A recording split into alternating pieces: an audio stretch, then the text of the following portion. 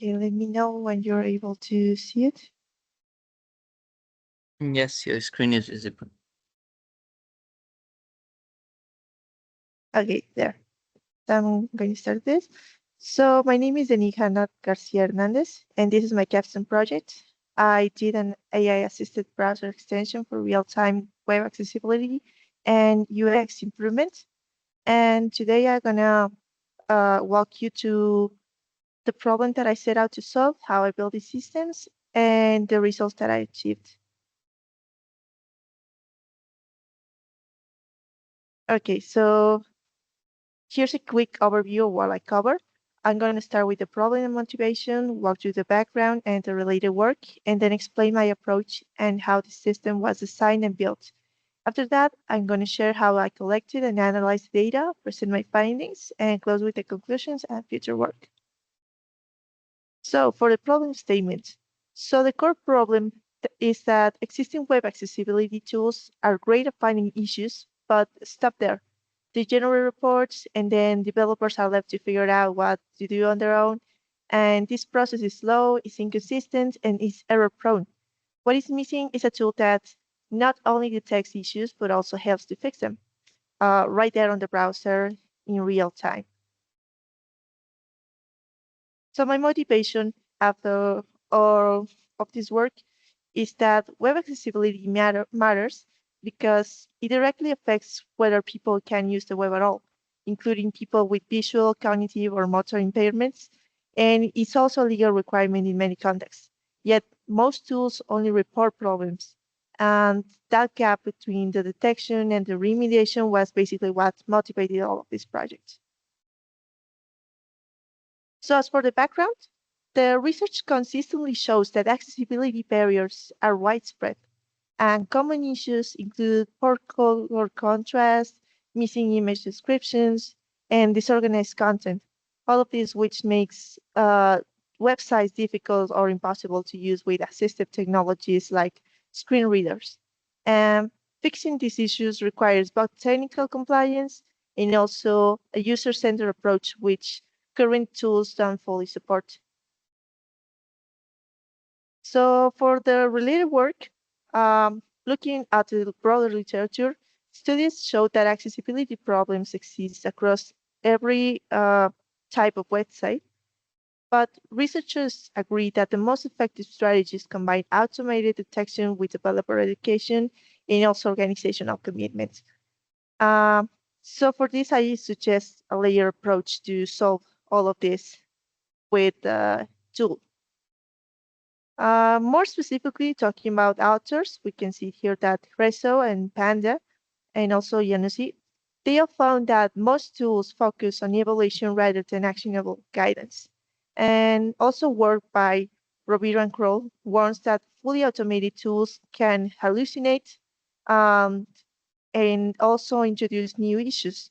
This is why I wanted to design the tool to use AI suggestions while keeping the developer in control of every fix. So as for the approach that I got for the tool was to build a Chrome extension that detects the WCAG 2.1 violations in real time and generates AI-powered suggestions that the developer can act on immediately. This is built with standard web technologies that I'm listing there, which are JavaScript, HTML, and CSS, and also integrating the cloud API for intelligent recommendation. So my goal with this approach was to have a tool that was practical, usable, and not just a research prototype. So by design, um, the system uses a modular architecture, which four components, which are detection, context analysis, AI recommendation, and the user interface. So detection scans the document object model, which is the DOM, for violations, and the context analysis captures the structural and visual properties of each flag element. That context is sent to the AI engine, which is cloud, and generates targeted suggestions, everything within the extension panel. And for this, I used the transversal architecture, which is just when you click scan, the extension goes through all of the web page structure, which is basically the map of all of the elements on the page, the buttons, the images, the headings, one by one in order, checking each element before moving to the next. And this is all sequentially, not all at once in parallel. And for the implementation, this started with the Chrome extension framework. Then I layered 13 rule-based WCAG checks, which are connected to the Cloud API for AI suggestions, and built a DOM manipulation logic so the developers can apply fixes like I want to mention also that these fixes are just by developer usage, as this can't be saved if your website is live. So each component was built and tested incrementally across each multiple development sprints, which was worked on the modules for that work in this course. And for the data collection, so for this, I evaluated 8 categories of accessibility attributes, which included of contrast, alt text, error roles, heading structure, and focus indicator. And what I did was to measure the detection accuracy using precision and recall. And I tracked the response time with JavaScript performance timers. And after this, I validated the AI suggestions against documented WCAG best practices. So for the data analysis, this is just a bit of the categories that I evaluated because at the end this were 13 categories that I evaluated. But total the extension evaluated 1,650 elements and detected 49 violations, which the most common issues being keyboard focus issues and also the media captions, which I want to talk about more in the next slides. But so for this distribution, right, basically align what the broad literature were identifying as the most prevalent accessibility issues on websites. Also, I want to share this, which are the key performance numbers, which is the precision of 0.79, a recall of 0.992. So out of every 100 issues, the extension flagged 79 were real problems. The other 21 were false alarms, which was things that were flagged that were actually fine. And the recall of every 100 real accessibility problems that existed on the page, the extension caught 92 of them, only 8 were missed. And for a developer tool, missing a real violation is worse than flagging a false alarm. So this was why this is high. And also the average DOM scan was under 2 seconds across all 5 sites, which is fast enough for active development use. And this is for the findings. So the findings confirm that the system works. It's definitely a base that we can keep working on. It currently identified 11 out of 13 planting violations, which I did with a generated website that I did specifically to evaluate this. So it's all manual, and completed the scans on all 5 sites that are live without failure, and delivered the AI suggestions with no hallucinations observed. So the primary weakness that I found here is the focus indicator check, which means that it can read CSS pseudo classes arrest.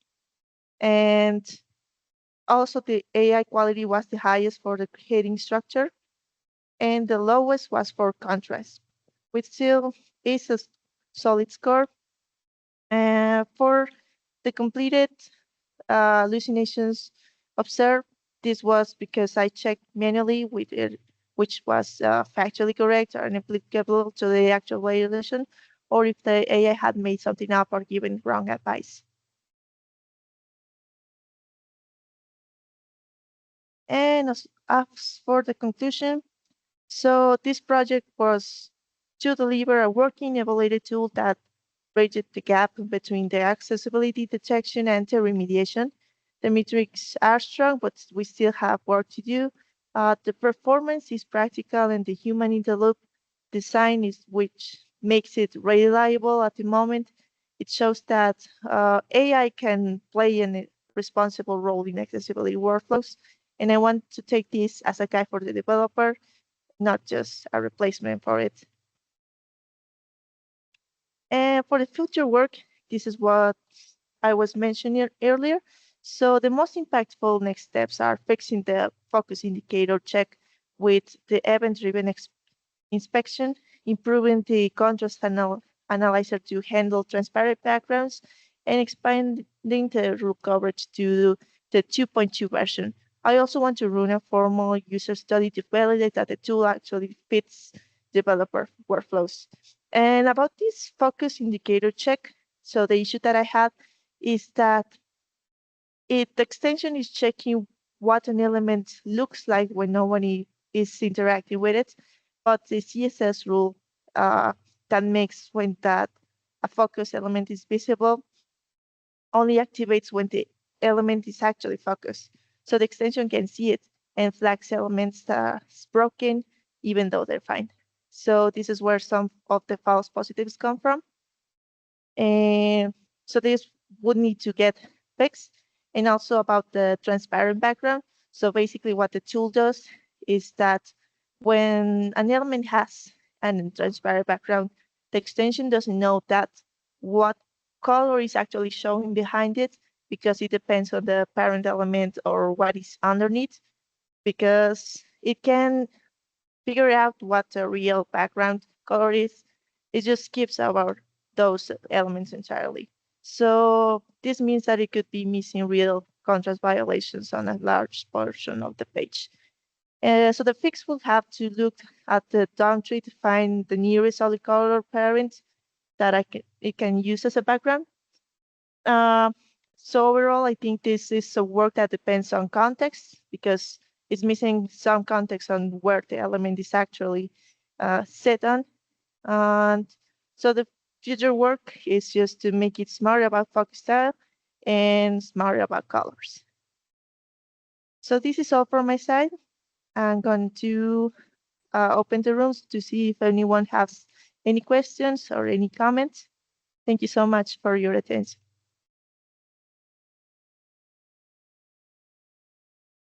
Thank you, Dina. That was a wonderful presentation. Does anyone have any questions?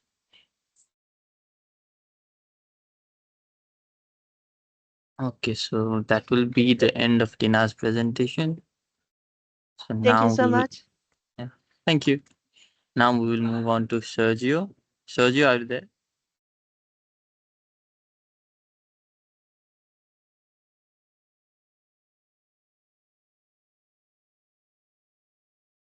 Hello?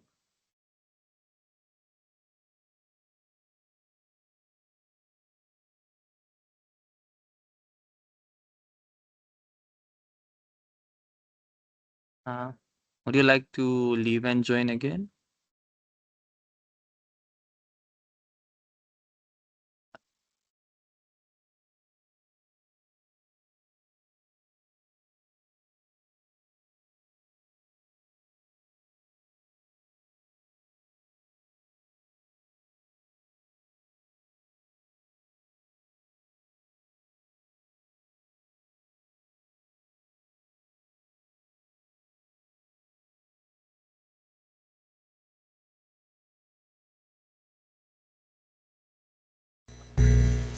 Hello, can you hear Yeah, me? yes. Okay. Um, So you will have 20 minutes in total for your presentation. So 15 for the PPT and 5 for the Q&A. So you can start your presentation now. okay. Yeah, you can share the And screen. yes. Oh,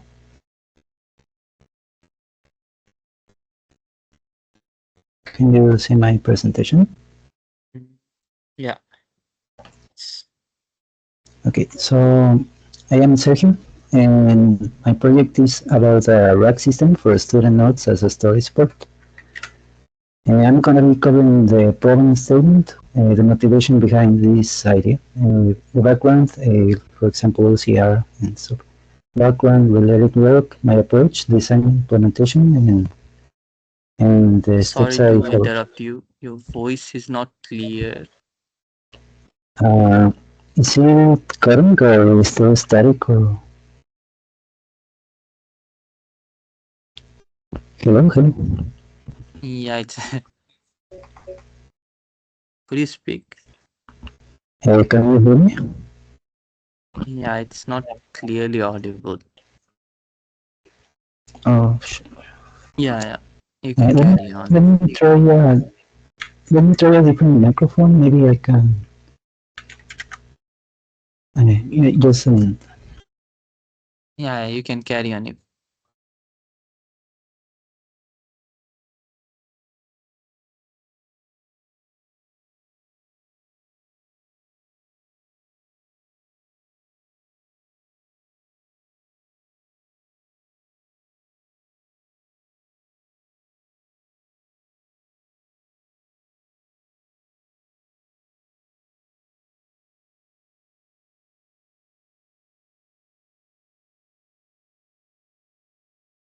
Can you hear me now? yeah, yeah, it's clear, but it's the volume is quite low. I'm gonna be trying to get closer then. Yeah, just increase the volume and it would be good. There. Can you hear Yeah, me there? yeah, yeah, yeah. Okay. You can carry on with So the presentation. okay. So my project is about a rack system for student notes as a storage port. I'm gonna be covering the problem statement, why this is viable, the motivation, background, related work, the and how I implemented it, and validate it with data collection, data analysis, my findings, and finally conclusion and future work. So the main problem is that student notes can grow in volume. From the beginning, they start taking notes, gathering notes, and it grows until they finish. Uh, there, uh, and as it grows in volume, they need to retrieve some information to review and consult it. So they have to structure and organize it efficiently. The motivation is that there are new technologies that have potential for educational purposes. And for example, ChatGPT that started being widely used. But in this case, rack systems can be better because they offer a more accurate answer. And this can create a benefit to the students by being able to retrieve from their own notes. Uh,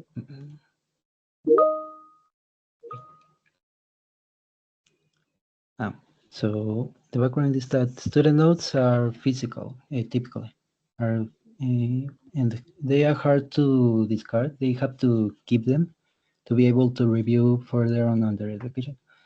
Uh, the use of AI and LLMs has increased, but they are prone to hallucinations and give wrong information because they try to give an answer even if it's not correct. In this case, OCR techniques can capture that text from the student notes and be able to, once the text is machine readable, it is able to retrieve. So the rat, is it, oh, can you hear me? Uh,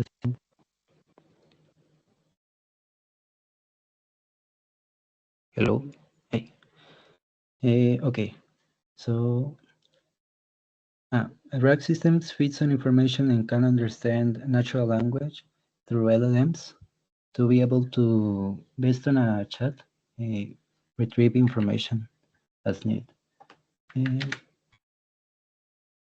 Okay, so the related work is that there are many techniques used for OCR, optical character recognition, and handwritten text recognition.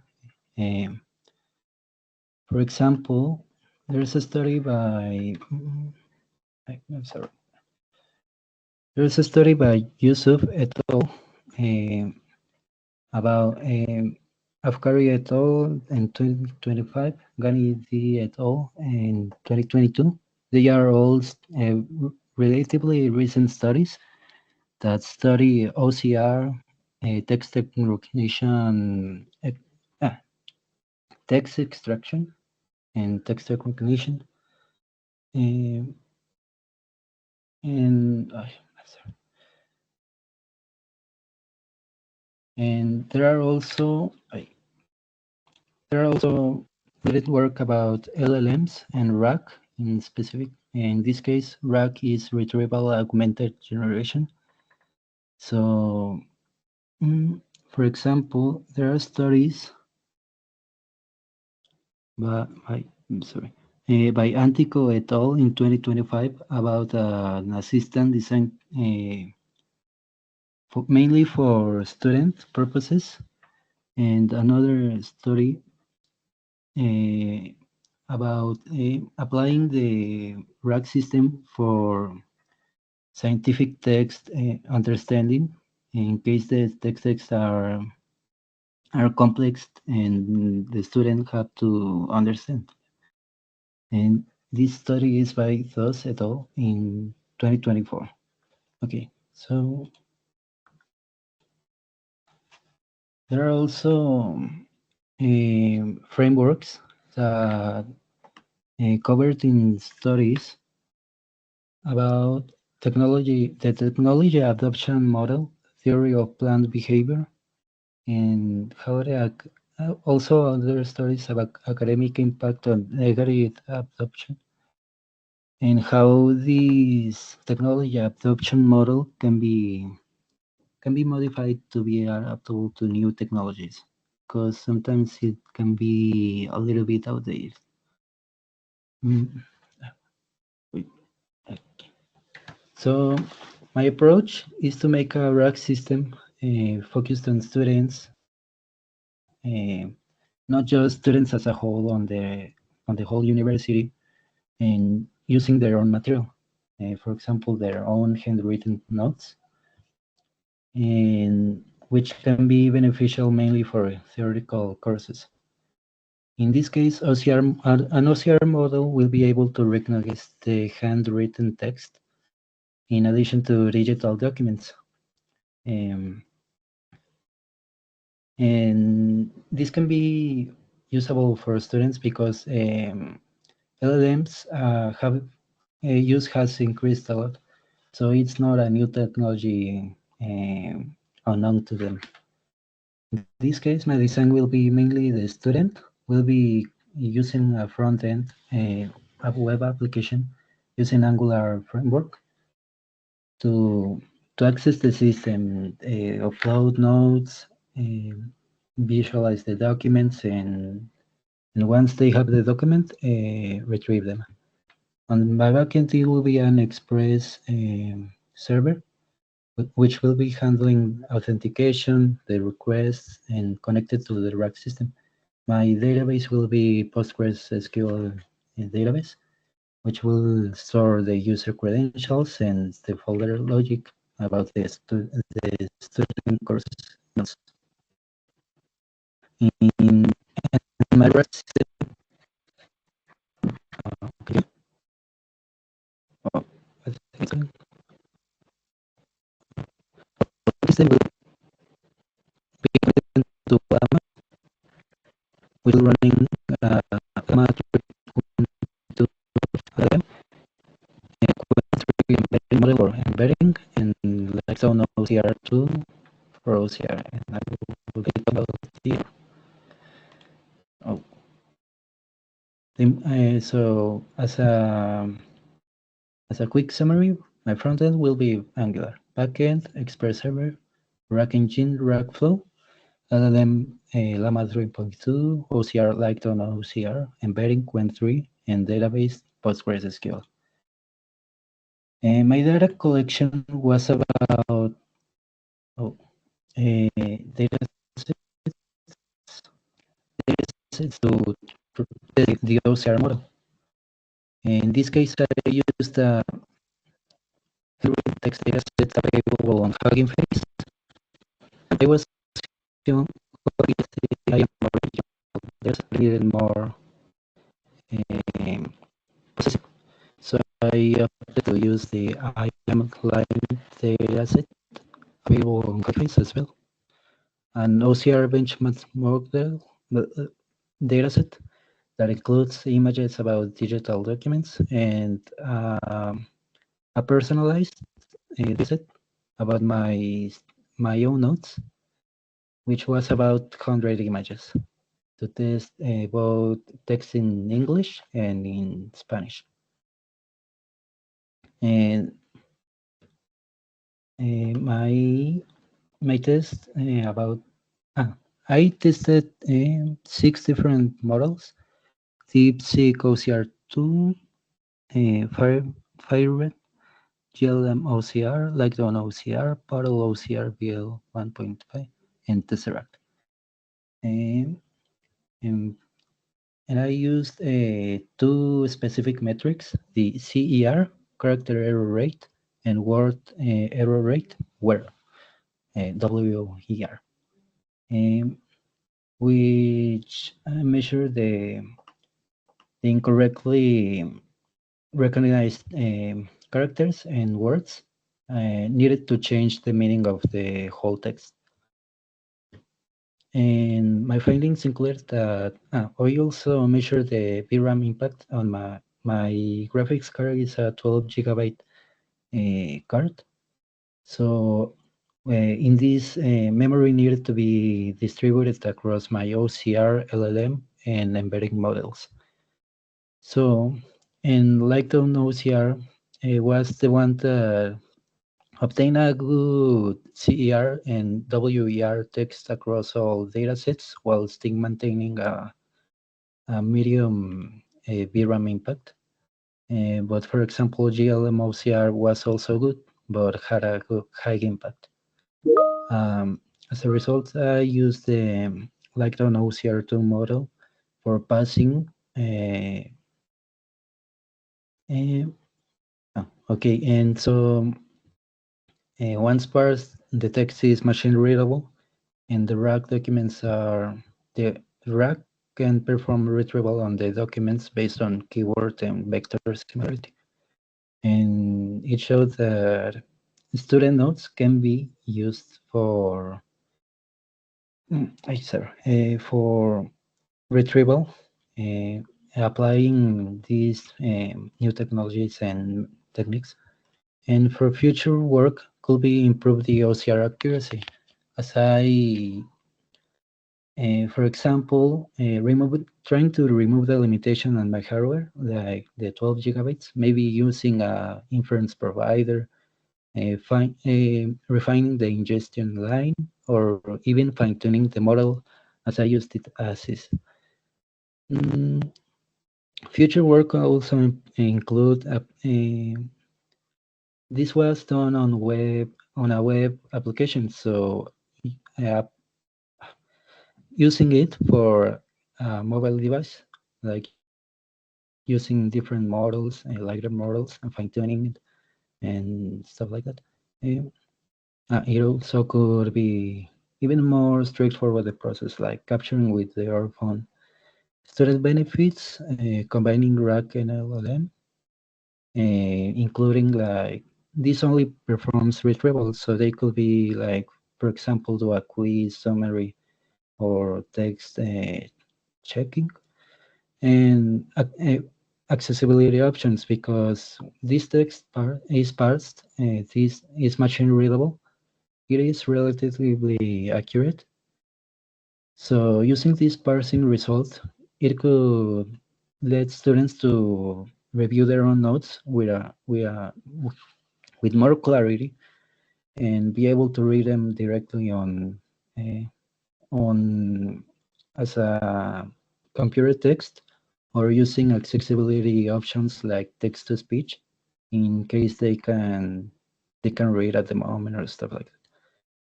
And these are my key references. The studies I mentioned about text recognition, RAG applied to students, OCR, mm, and many more related about RAG, the TAM frameworks, impact on e-learning.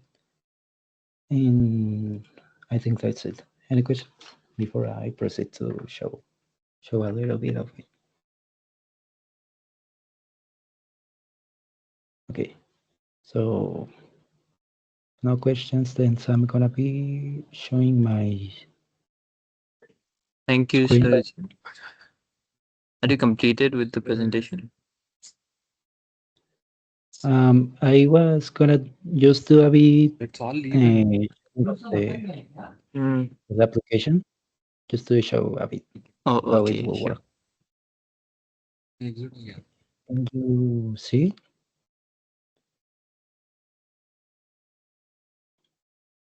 Can you see? Yes, yes, it's visible. Yes. Okay. So basically, it will be the student access. They register demo. No one. Wait.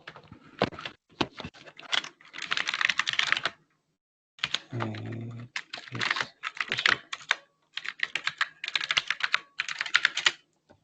I'm sorry.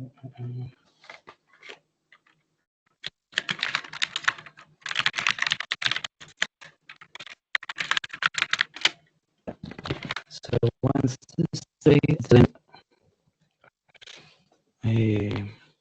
there, they will first need to upload the documents, for example, course presentation or test even. So this is the logic that is being stored on the Postgres database, like the folders. And once they upload, they will be, for example, this is a node that I used in a test.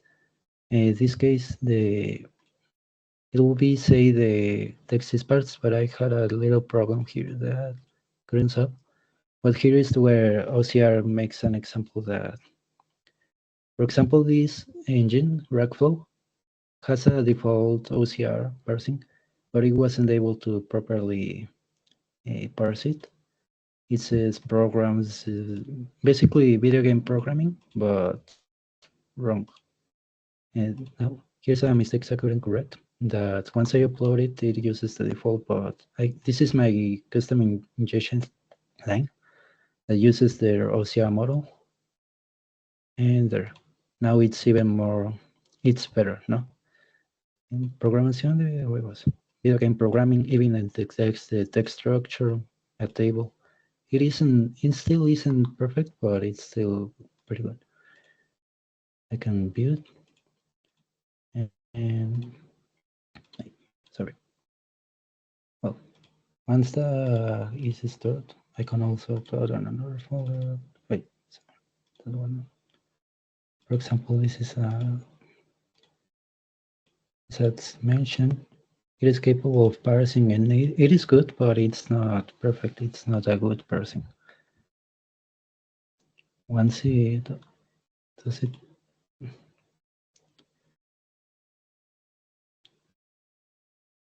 I think it's, yeah. I can say,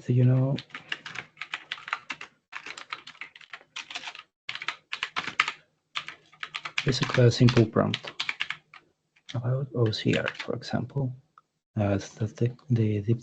Oh, I, I got a failure there.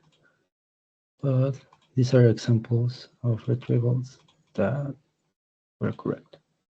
For example, it will be, do you know about Vulkan or OpenGL? Here, other LLMs, or it will be able to retrieve the text, the document, original document. And I think it just a minute. Very quick.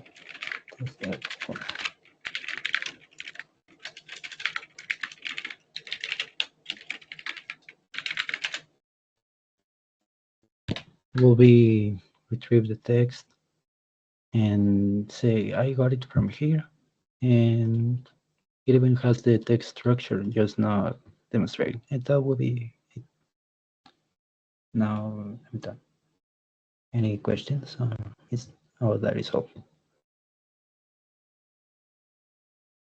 Do anyone have any questions? No. For Sergio? No.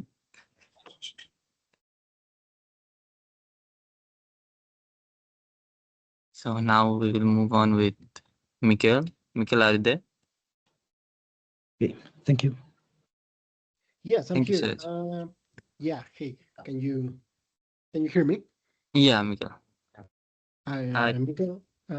Do I share my screen or should I yes, you use? will have to share your screen. So you will have 20 minutes in total, 15 for your presentation and 5 for the Q&A. So Okay, you yeah, can share that's your screen and start your presentation. yeah, that's nice. Give me 1 second, Yeah, sure. please.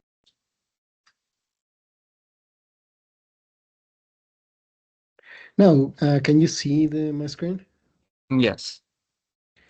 Okay, yeah. So let's go. Well, hello. First of all, hello. I'm Mikael. Again, I'm really sorry about the wait. I must admit that I mixed up the time zones. So that was on me. But yeah, well, I'm Mikael. I'm a software engineer at Lyft, and I'll be showing you my project, which is a self-healing system. Let's talk a bit more about like the problem first. Here you can see modern distributed system face a critical operational challenge. Failures are statistical certainties, not exceptions. What do I mean by this? In large-scale systems, it's basically guaranteed that it's going to break.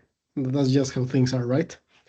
And what is usually done in these large scale systems is that there are a lot of observability systems in place. Observability just means tracking certain metrics or maybe like the error log rate or the latency of an endpoint. And with that, you can know when something wrong happened. But the thing is, that's only a detection tool, right? Observability tools only detects these anomalies. At the end, someone has to go and check what went wrong.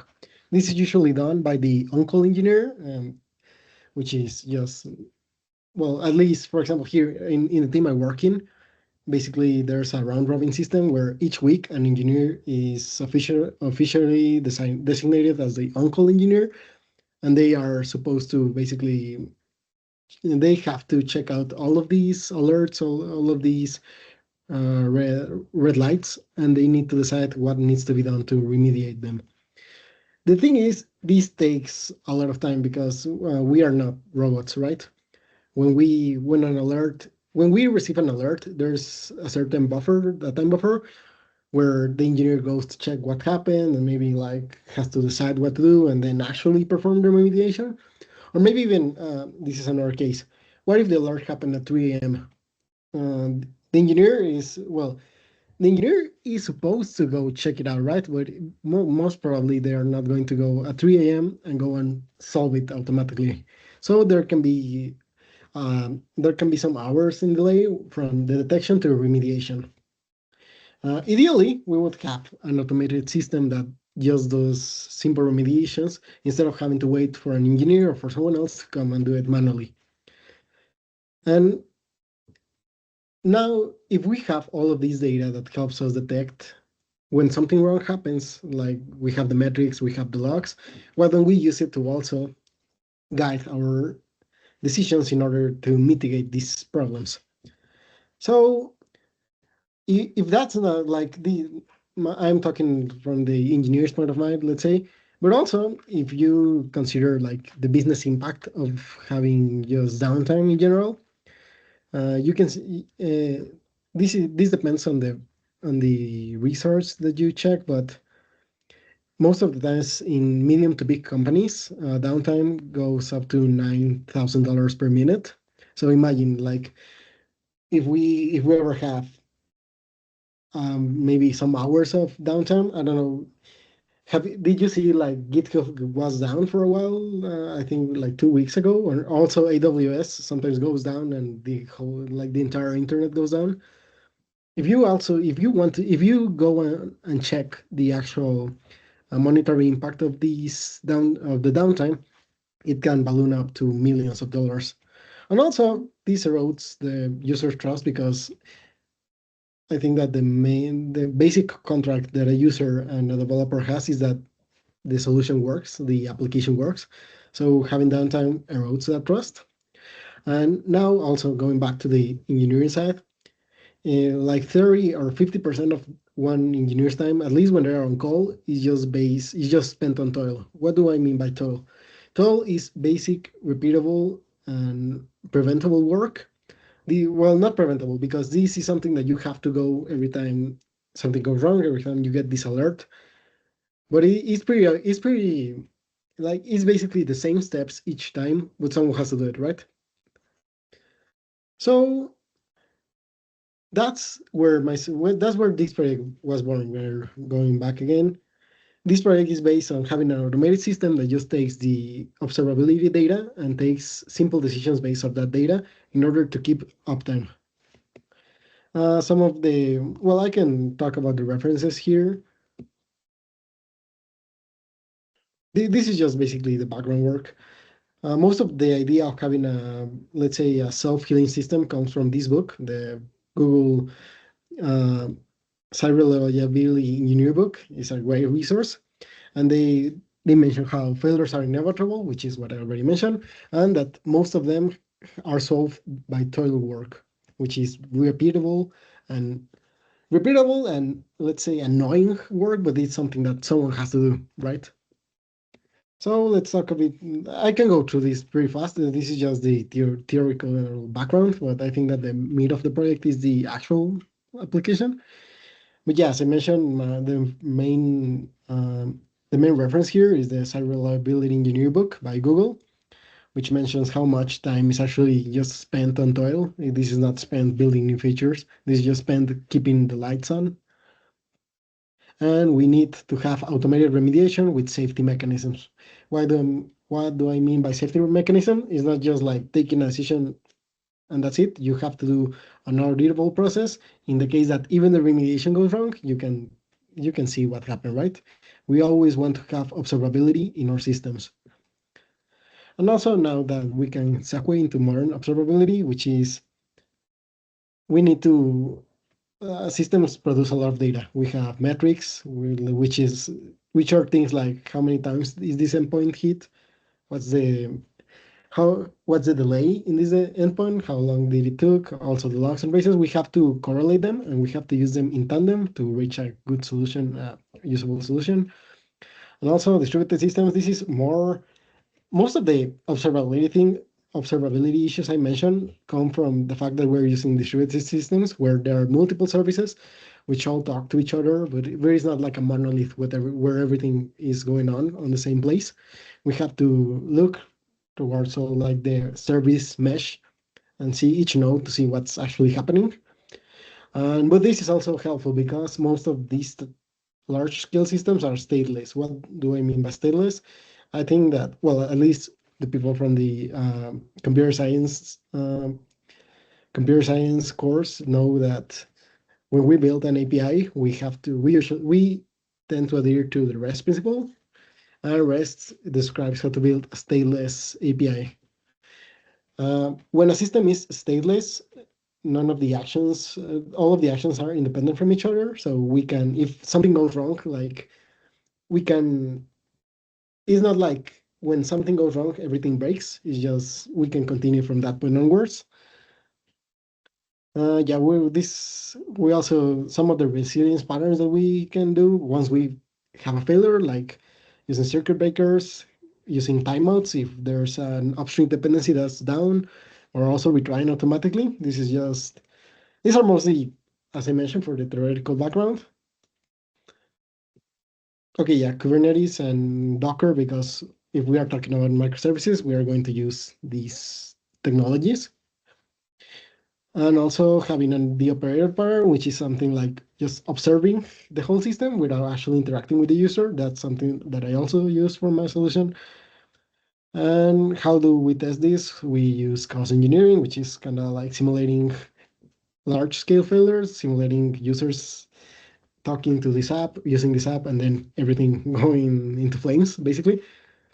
And we follow the MA. I don't know how this is pronounced. Sorry, I have only read it, but MAPEK, MAPK, which is just monitor the system, analyze when something happened, plan the solution, execute it, and then store the knowledge that we gain from this process and do it iteratively. Okay, now we can actually talk about the project.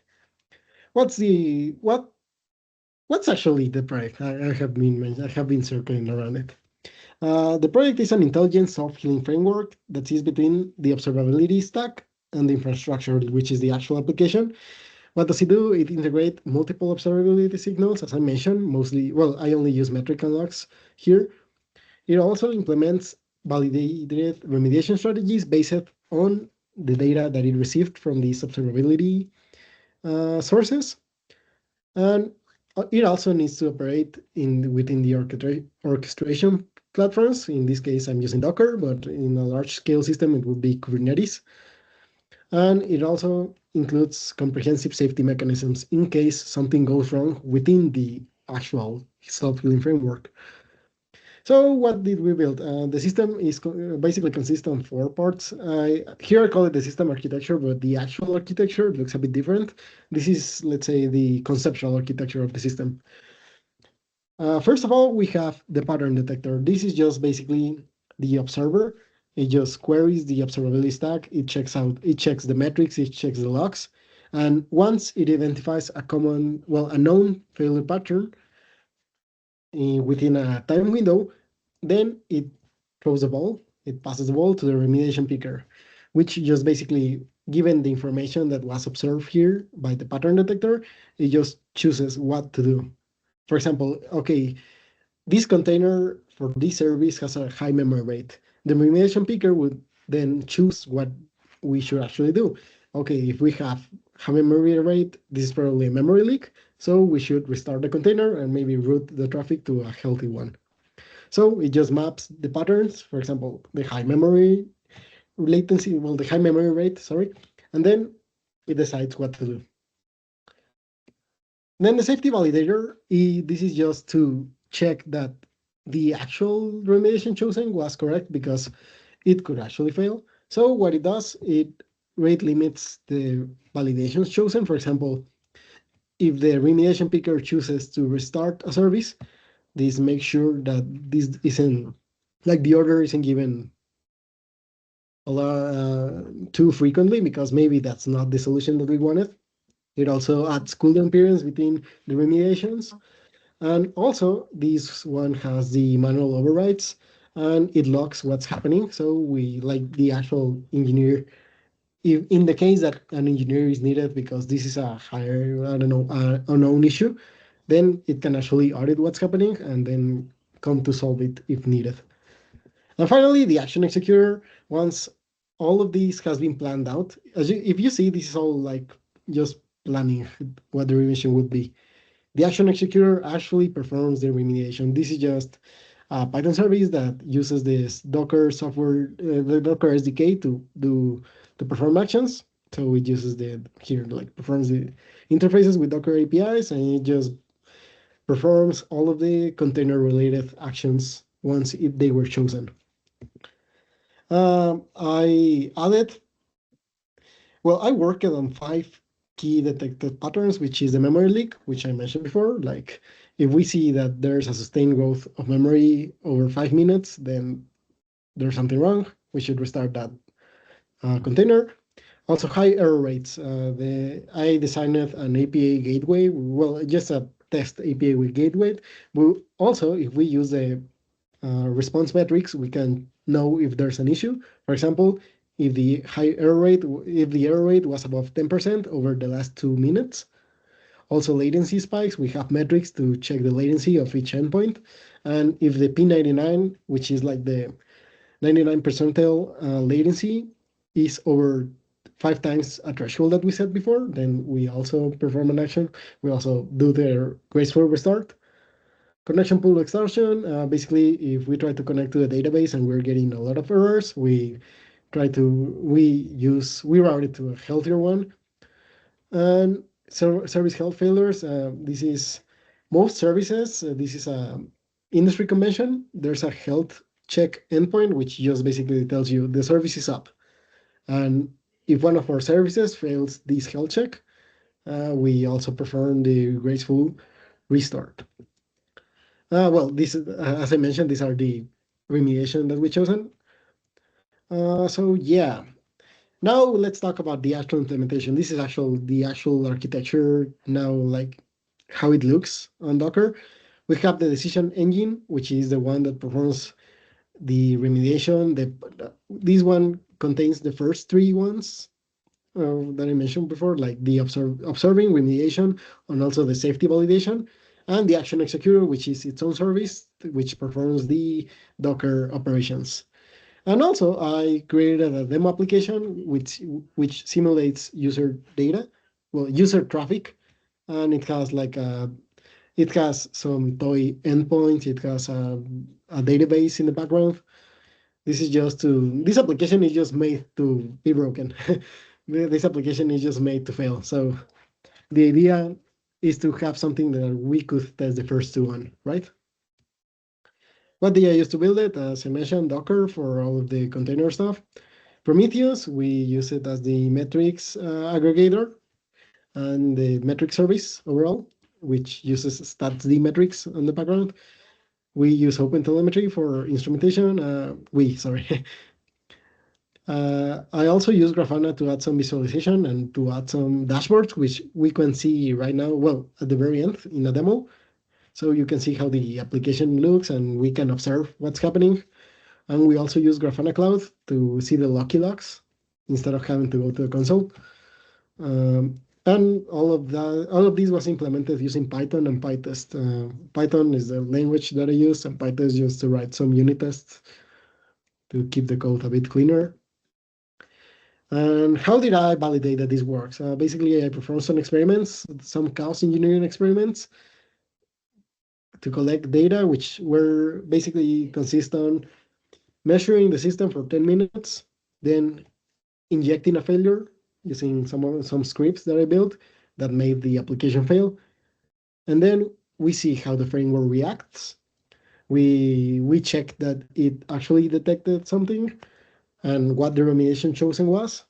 And then we also measure for 10 minutes to see what the remediation did, right? Yeah. And again, we are using Prometheus metrics to check. The measurements are done using the Prometheus metrics. So every 10 seconds, we check the relevant metrics for that service. For example, the memory, maybe the request, the HTTP response codes. Yeah, so it's just every 10 minutes we check what's happening on the system. 10 minutes, 10 seconds, sorry. And also we have the logs, which these are used mostly for the demo and would be used by an actual engineer here. But these are structure logs with a timestamp, the service that is emitting this log, a request ID, the error message, and use more details like if we get if there's a runtime error, we add the execution details there. So yeah.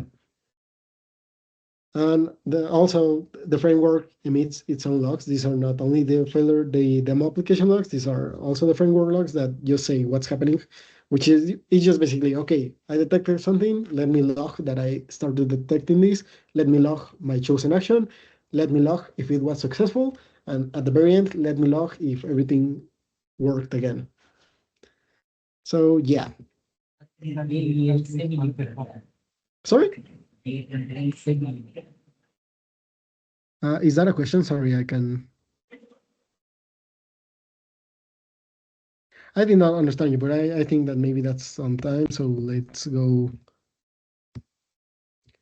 Yes, sorry, I couldn't hear you. But yeah, some of the KPIs, just real quick, we wanted these to be basically over 90% accurate.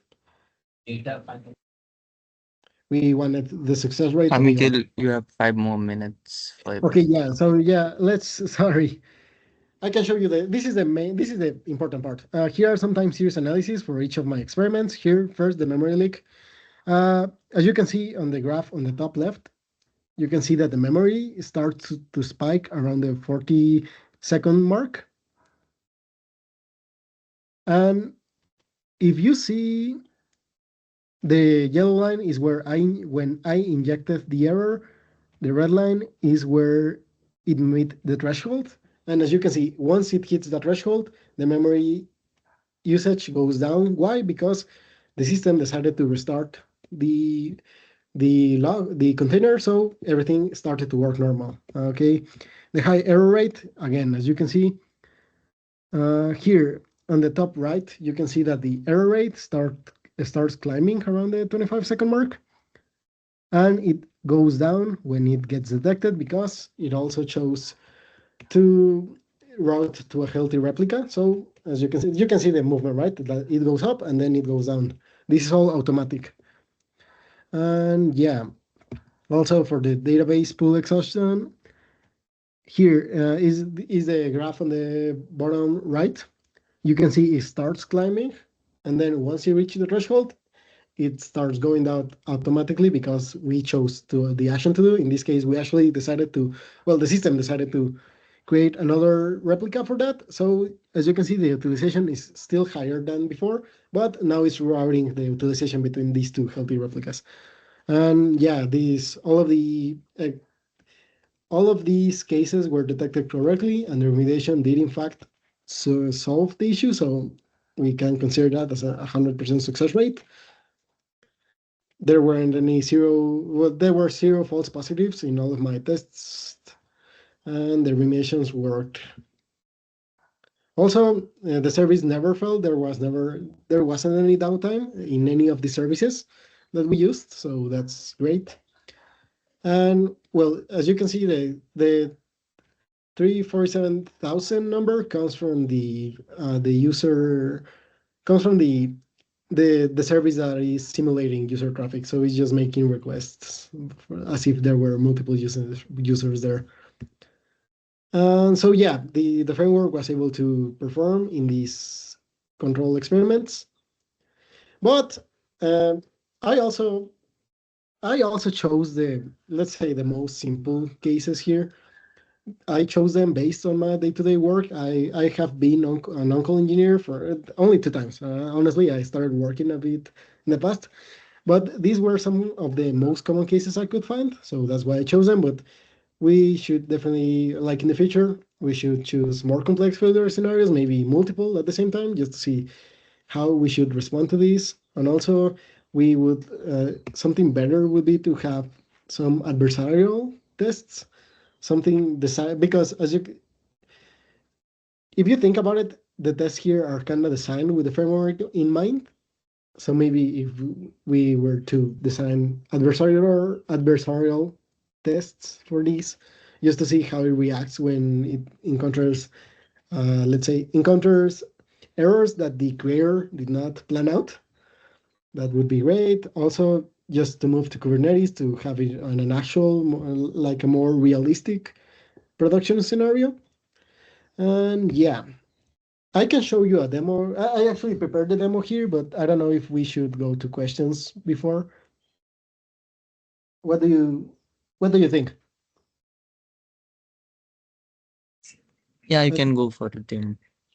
Like, For the make question? it quick though. Okay, or maybe let's if anyone has a question now, I can answer it while I share I have it on my Linux laptop, sorry. Okay. Does anyone have a question for Mikhail?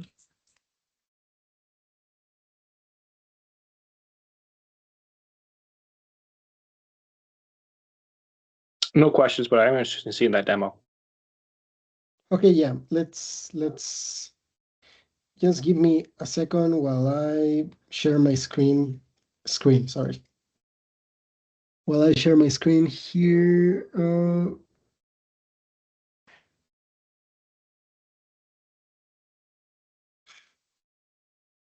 The good thing is that I turn everything on before presenting, so we have like 30 minutes of baseline available.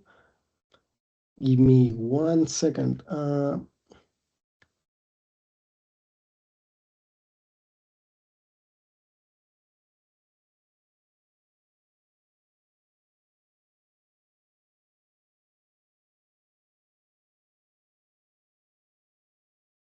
So here, this is session 2, right? Yeah. Yes.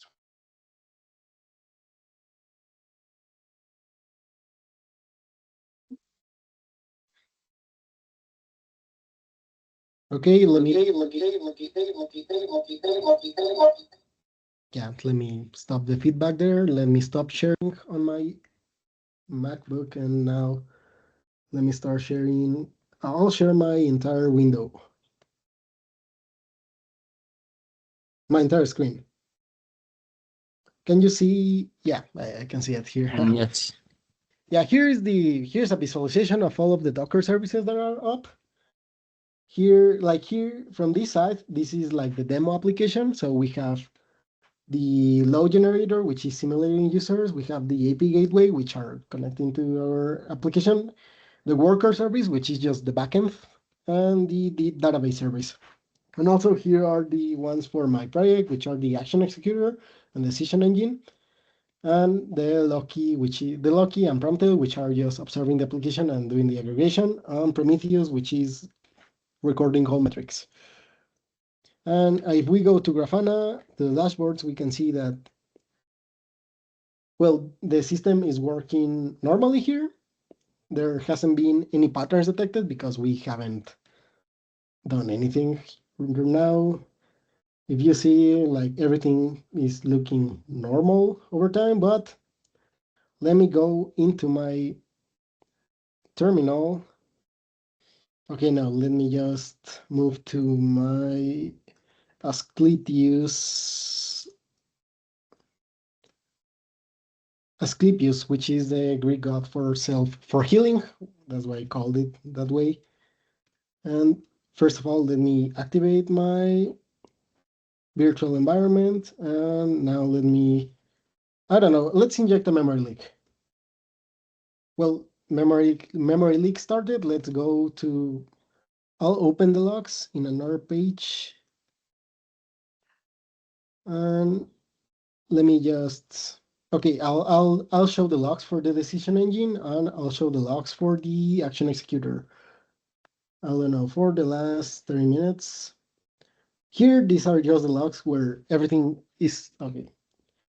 This just say the action executor started, and the metric server started, whatever. This should eventually catch. Okay, yeah, as you can see, the memory leak has started. The memory usage is spiking, but it hasn't reached the threshold yet. So the logs, our self-healing framework hasn't detected anything yet because it hasn't hit the threshold, right? But it's climbing. It's eventually going to get there.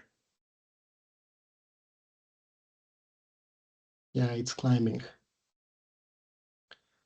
Let's see. It usually takes like 2 minutes. I'll show the last hour.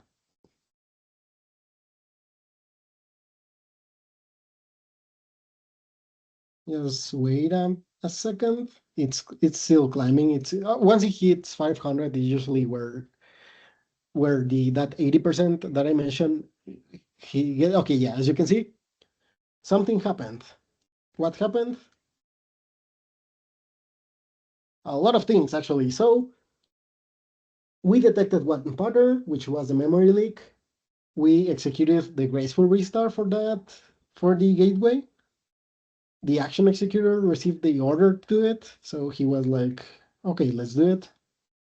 It stopped the container, it restarted it, and once it passed all health checks, it said that the action was executed successfully. And let's see.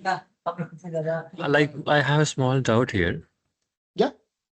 Like you have restarted the container, right? Like what about the requests which are going to the containers? Like are they trashed out or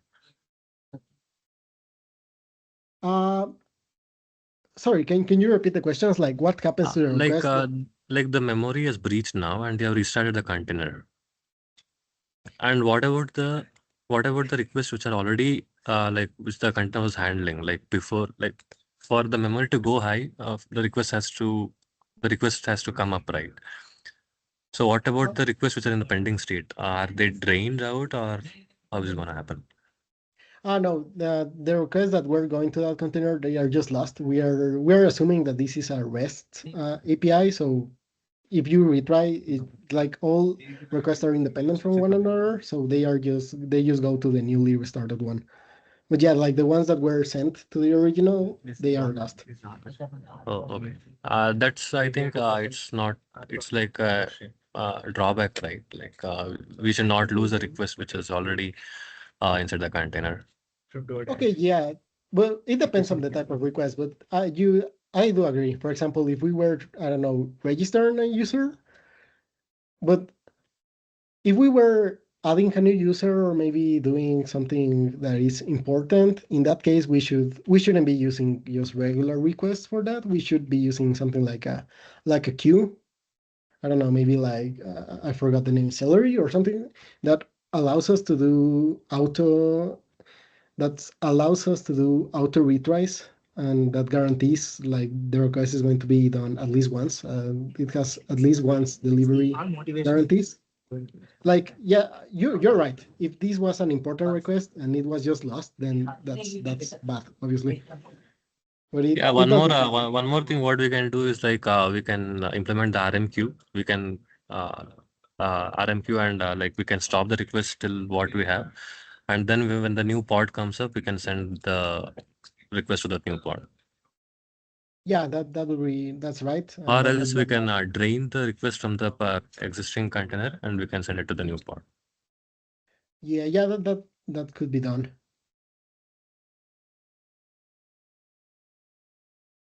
Thank you. No, thanks to you for the comment, and you're right. Like, I'm just for in a future iteration of the project, it would be really helpful to actually keep track of the requests instead of just dropping them. I don't know if is there another doubt, another question, sorry. No, nothing else. Yeah.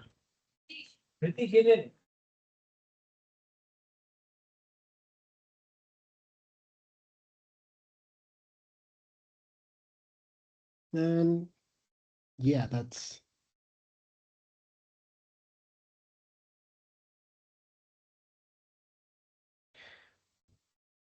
it. As I mentioned, this is just focusing on some of the, like, let's say the three simplest cases I could find just from my personal experience.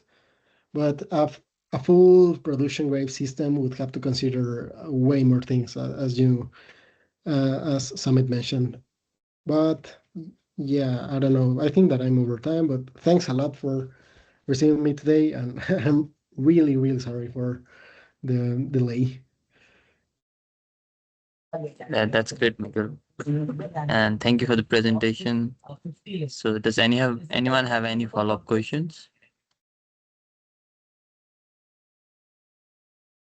Okay, so that would be all for the session. Thank you, Mikhail, Danny, and Sergio. It was wonderful. Thank you, Professor Thomas.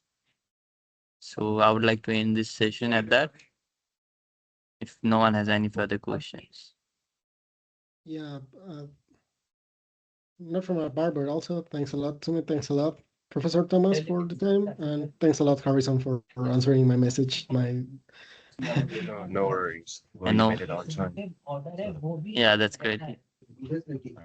Thank you, everybody. Yeah, thank you, everybody. Thank you. See you. Yeah, see you. Bye.